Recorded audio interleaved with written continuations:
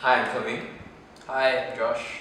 Alright, so in this episode, we have Josh here, who's a consultant at a FinTech and equity crowdfunding firm, who's also a graduate from the University of Bristol, to share his story on why a consultant instead of a practicing lawyer. Like why I left law, right? Yeah. Why I left law. Okay, yeah. So, as an introduction, could you give us a brief overview on on the path on where you read law and to the point of how you end up here right now? Can. Okay, so brief history. I think I did a lot of what normal students would do when deciding whether to do a law degree. Basically, at 18, I thought or was it 19? I thought it was a very flexible, versatile degree. Obviously, the idea of being a lawyer was quite cool also.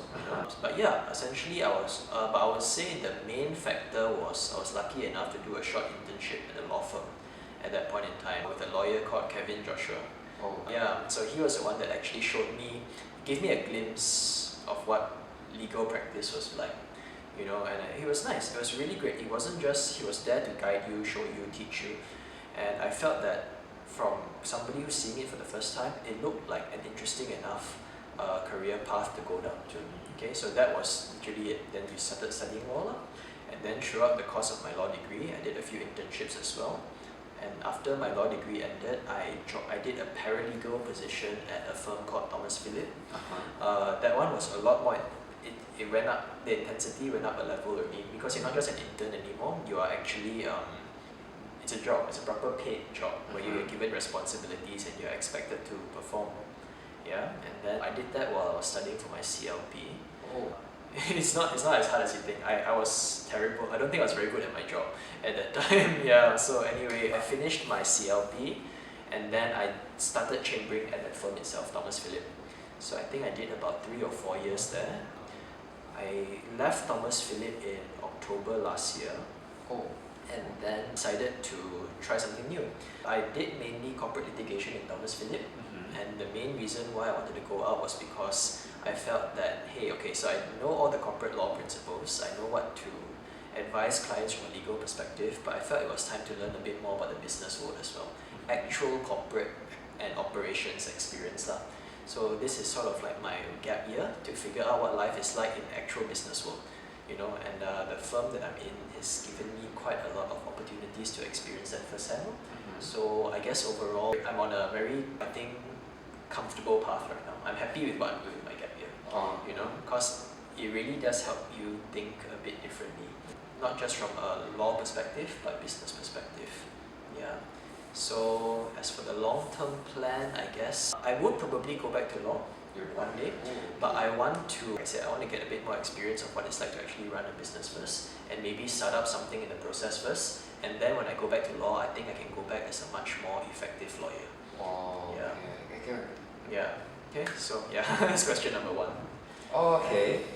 Then, if that's the case, because as I previously mentioned, like, as students, we usually take into account how our parents will feel and all that, then when we enter law school, usually their mindset is that we'll end up as practicing lawyers, but for you to leave the practicing world and to go into this corporate world, what was their reaction then?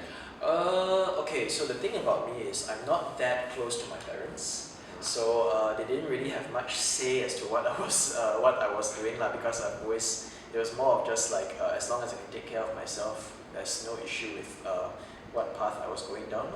So, but I would imagine for a lot of people, leaving the law industry can be quite scary, especially for people who are a bit younger, simply because, say what you want about law, the lifestyle can be hard and challenging, but it's a very stable career. Like, no matter what, you will climb year by year, and you will become, it is a very stable path. Whereas outside the business world, especially now in this year COVID, you see people getting cut from jobs left, right and center, right? It's much more uncertain, but with that uncertainty also teaches you a new set of skills and experiences. So that's the part that I'm happy about. Yeah. Quite cool, it's like 𝗧𝗶𝗺𝗀𝗀. Yes, correct, exactly.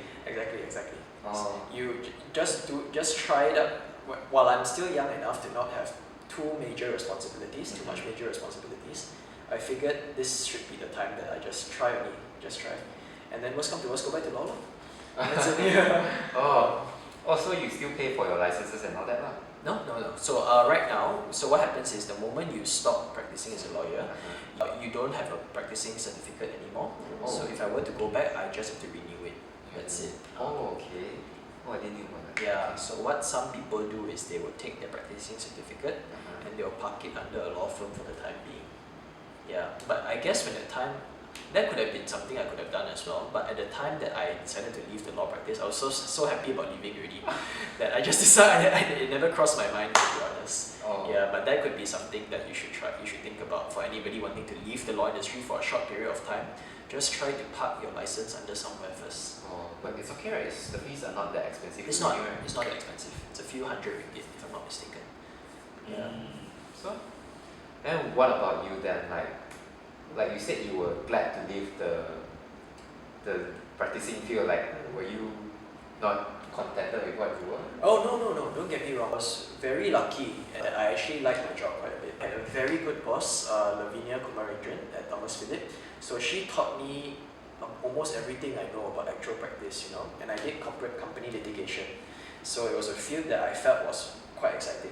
I like the whole glamorous nature of it, like the suits, the high amounts of money, the boardroom drama, and all that. I like that side of it.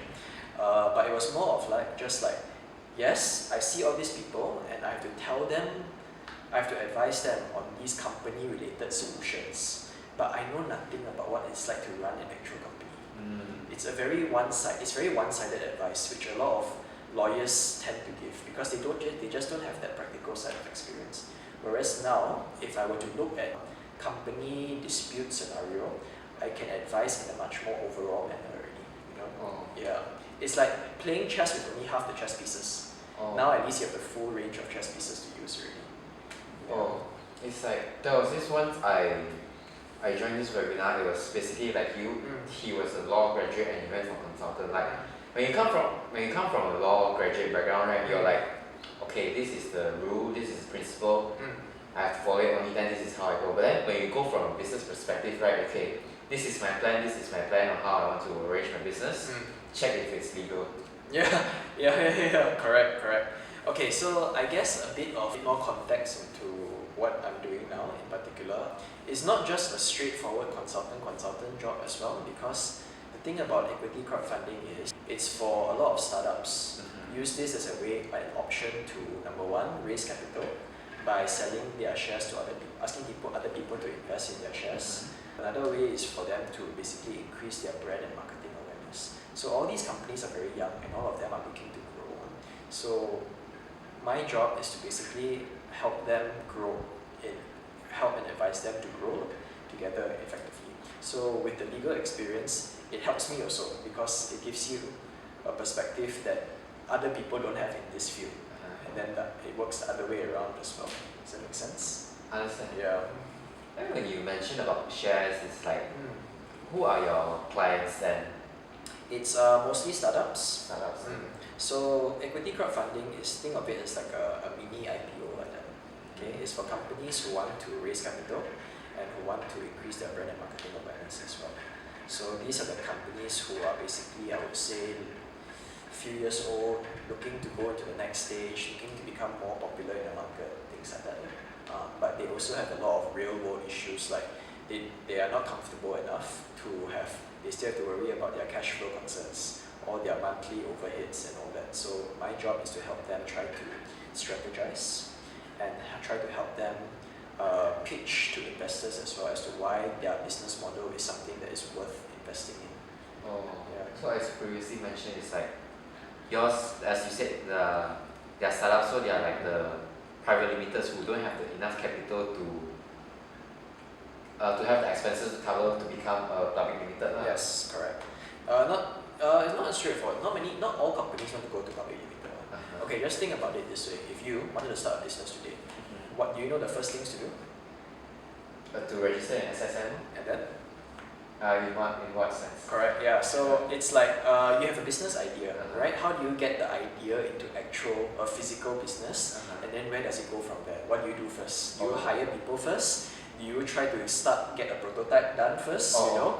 Or do you just start marketing marketing first and then get people to sign up before your product even launches. You know, like crowdfunding? It's things like that. So it's all these certain considerations. Like, so for example, if let's say me and you were to start a company, my advice would be, okay, so we have an idea, right? Like, why don't we pull together a bit of money, whatever we have, to get a prototype done first. After that, we approach our potential clients to say that, hey, I have this prototype, will you be willing to try it out? And if they say yes, maybe we can sign a letter of mutual understanding, alright? And then with these letters of mutual understanding, we can start looking for bigger investors to say that, hey, invest in my company because I already have all these clients lined up already. Oh. Yeah. The moment my product launches, these are all my people who are willing to try out my product already, and therefore there's no concern that my company will not have a customer base. Yeah. So things like that, and then maybe we have to start looking into our financials as well. Let's say if our product can generate us a forecasted 10,000 ringgit a month, we might have to control our staff and salary expenses to only like 20% of that first for now. Things like that. So it's all these different considerations, you know. So and once the company starts doing better, then we can slowly increase our costs for staff and staff salaries, marketing expenses, things like that. Yeah. Basically, like when you have profit, you can run your business much better. Yes, it's that whole that roadmap of where to go from, step, and then hopefully by the end of 1 year, you can be profitable already. Then what aspects of it are like when comparing to your law career and to this career, like what aspects of it do you appeal much to you, like for you to come to this side more? Oh, why this particular fintech role, is it? For me, I was very lucky because coming out of law, I hardly knew anything outside of law. I knew, yes, like all your normal business knowledge and all that, your general business knowledge. I knew what shareholders were, directors were, but in terms of like operations, like marketing expenses, your salaries for staff, how to approach investors, all these things I knew nothing about, right? So this was a field that taught me everything or allowed me to see everything in a sort of like a broad view. And then because it's a startup, it's something that involves a lot of, everybody does a bit of everything, right? So you learn on the job, no? Basically I think almost 1 year, in the almost 1 year that I've been out of law, I have been able to see the world in a much larger way, as opposed to just like what is the legal principle for this situation. Yeah. Okay. Then it's like you sound very enthusiastic about it. Like what have been the highlights of your career then? In law or outside of law? Outside of law, like outside of law. Okay, so the not many highlights now. I've only been out for less than a year. Okay, I would say for me, I feel comfortable enough to be able to start up a small project of my own with my, let's say, a few friends of mine. I can do that already. I know how to do that, you know. And from a legal perspective, okay, yes, I can think back to times when I used to advise my clients, what are the things that you should do, this. I feel that advice could have been delivered much more better and in a much more practical way with what experience I have now. Yeah. So for that, I'm very happy about. I don't think it's an achievement or highlight in any way at all. It's just more of like, I feel much more confident as a person now already. You know, I feel much more knowledgeable, even if I were to go back to practice. Yeah. Oh, so can I say in a way, like let's say when you were a lawyer, like you know the principles, so naturally you go along with it, but then alongside with the practical effect, you can think of other ways to like stretch it to like the. Yes. Okay. So okay, for example, let me give you a practical example. Okay, say a scenario where two shareholders are fighting. Okay, majority shareholder and minority shareholder. Majority will bully minority, right? As the minority, what can you do? You can file a suit for oppression, things like that. Say that he's bullying me and all that, and try to claim for money, right? That is the legal advice. From a practical side, what are the other things that you can do to put pressure on him to make sure he doesn't? I'm not sure whether I should be saying these things or not actually. Yeah. But okay, for example, this business is very goodwill centered. It works a lot on their reputation with their clients. If you can paint this guy, if you can sort of like threaten his reputation, so that let's say 1 year they can make 5 million ringgit. Okay, if I can threaten their reputation to at least like affect that 5 million, to basically make that company company at risk of not earning that 5 million anymore, don't you think that shareholder will settle for 2 million ringgit? These are things that you can only understand how it. You may think of it in a logical way, but you wouldn't know how to execute it unless you've seen it done. I think, yeah, it's things like that. Yeah. I'm not saying I've done that before. I'm not saying that anybody I've known have done that before. I'm just saying that this is a chess piece that is available in the right situations. You know. Oh, I get it. So many disclaimers. Yeah. Okay lah, everything here is fictitious lah. Yes, correct. It's a case study. Yes.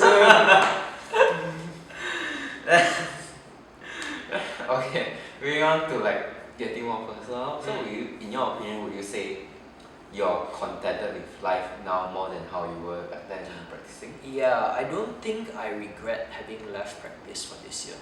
I think I don't see how that was a bad decision because yes, it was a lot more uncertain. Okay, it was very scary, especially during the MCO period. But again, these are things that you would never have known if you had remained inside of law.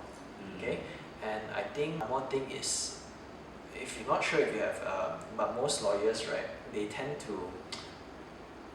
Me especially, I'm talking from personal experience, it started feeling very empty when you just spend day in and day out just like being a lawyer. You didn't know where you were going and you had a lot of what ifs. Or the unholy hours in office. Correct, you had a lot of what ifs, like what was life, what would life be outside? Is there even life outside, you know? Is law as a practice worth it? And it is only I think it's only having been outside for about a year like that I started to see the good in law as well as the bad in law, alright? As well as the good in business world and the bad in business world. There is a lot of bad in business world as well, because grass will always be greener one. Wherever you stand, grass will always be greener. But it is with knowing what is here on both sides that you can make a proper informed decision on which suits you more. Having said that, I'm also very lucky because I ended up in a place where I can learn a lot without having to go through too much difficulty or too much. I didn't have failed or bad experiences. I don't think many people could be as lucky as that. So you know, it all depends on managing your risks as well. If you want to jump, I suggest you jump to a place where you know the person. It's so important to know who you'll be working for or what sort of experiences you'll be getting before you leave law. Try to leave on a I think the most practical advice I can give is, if you're planning to leave law, try to give yourself a 1 year in between. Let's say you decide to leave on date January.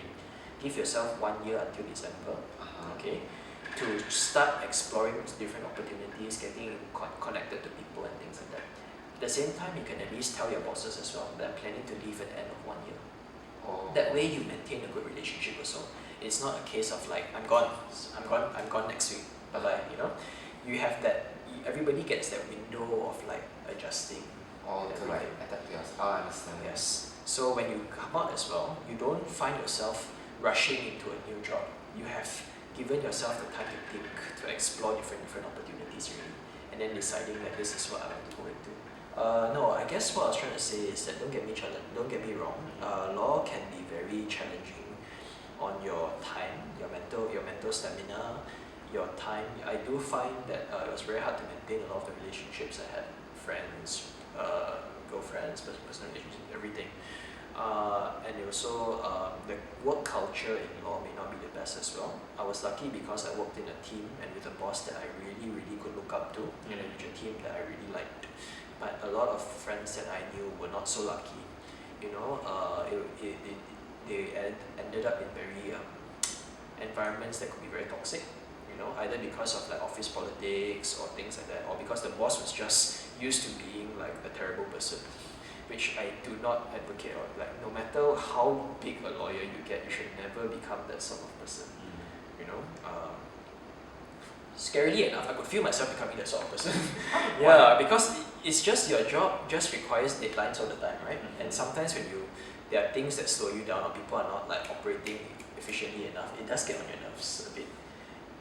Yeah, so things like that. It's a very emotionally taxing job as well. It may turn you into somebody that you may not like. which is why I say it's very important to know that if you are staying in law, do it because you like it, I think. If you do it because it's just a job to you, chances are that you will look back and may regret your life decisions. Chances are, yeah? Quite scary though, right? It's like, Yeah.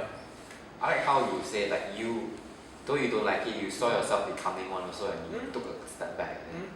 It was quite concerning, yeah, because I remember when I first started out, I looked at lawyers like that, and I was just like, oh god, if I ever become like you, shoot me, you know. And then I caught certain things where I was actually becoming like that already. I was just like, whoa, yeah, Oh no.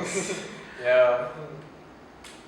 And I think that a lot of these people become like that because they're not happy with where they've been. They have a lot of frustration from the way they have practiced in their careers and things like that, and that's why they end up like that. I think I'm not sure, you know, but yeah, that could be. So if you were to go back and actually like your job, you may find yourself being a much better lawyer and a much better boss. Yeah. So, I guess moving on to our last and final question.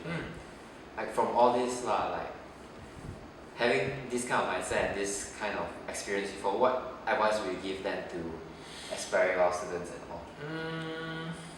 Okay, so you don't actually know whether you will like practice until you try it.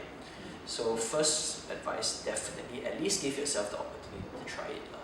If you've completed law school already, you never know.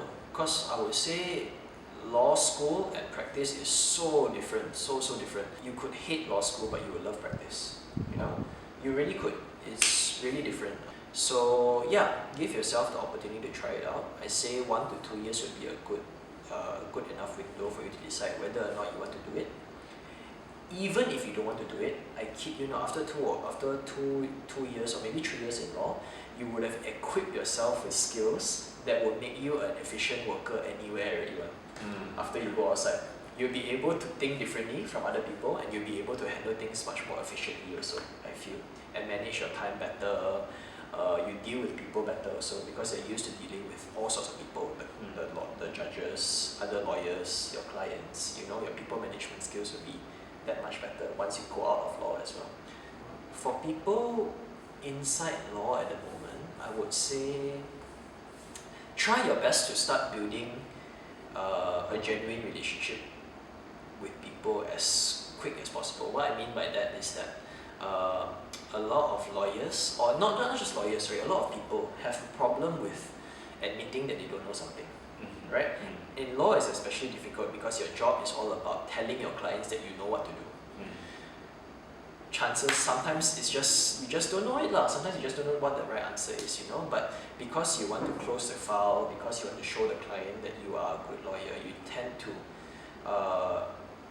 you just tend to misrepresent how much you actually know, which I think is very bad. One thing that I noticed being in and out of law is that people appreciate a genuine person more than anything, because it's so hard to find.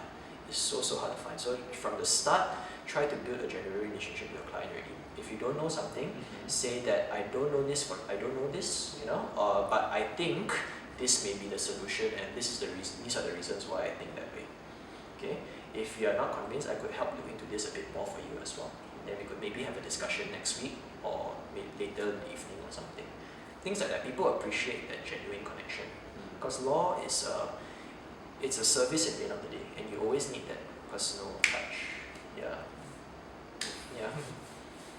From what I understand what you're saying, like it's something like being humble and being more like politically correct. Yes. Yeah. Don't promise things beyond what you know lah. People is so easy to do that, and a lot of people do that. But I find that the moment you can build a genuine relationship with someone, that person sticks with you already. Be it in the law world or the business world, it's the same. Yeah, that's the end of our interview. Thank you so much for joining us. Okay. Settle.